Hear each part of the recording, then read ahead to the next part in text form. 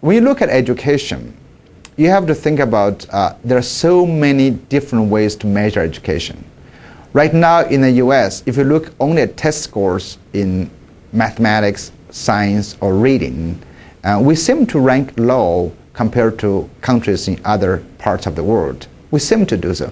But education is not only about test scores.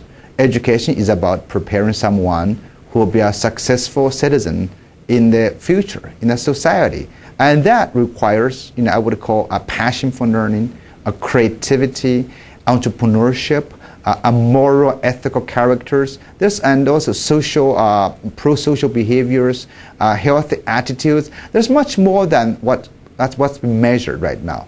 So I think in the U.S., the U.S. ranks pretty high in my mind in terms of its ability to produce students or citizens who can be responsible, who can be creative, who can take the lead in terms of innovation and entrepreneurship, while some other countries like China may be able to produce better test takers, but they sacrifice the spirit of innovation, the spirit to create, and honestly many times to initiatives. Those might be much more important for a person and for society than simply test scores.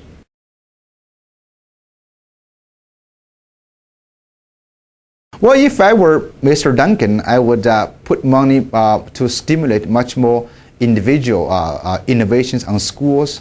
I would broaden the definition of success of schools rather than just hold on to test scores.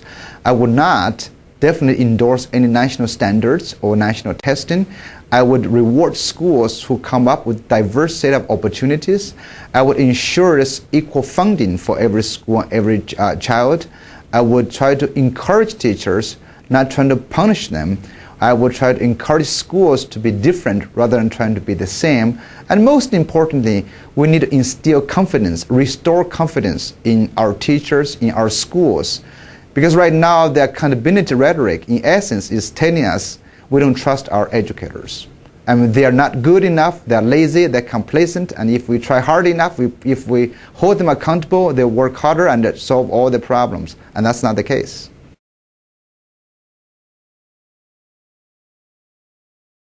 The society needs a diversity of talents.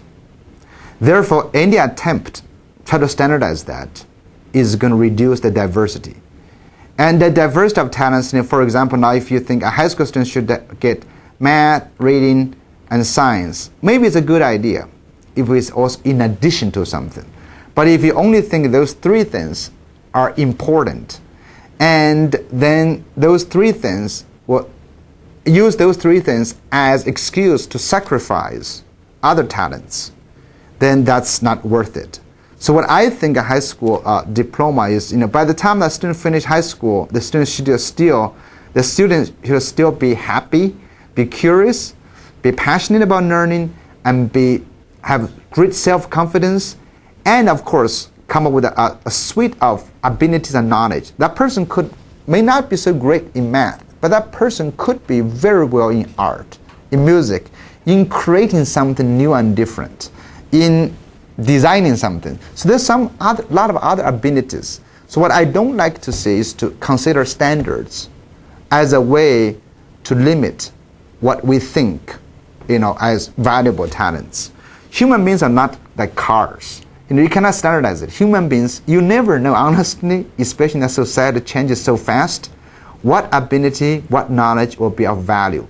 But we can develop that.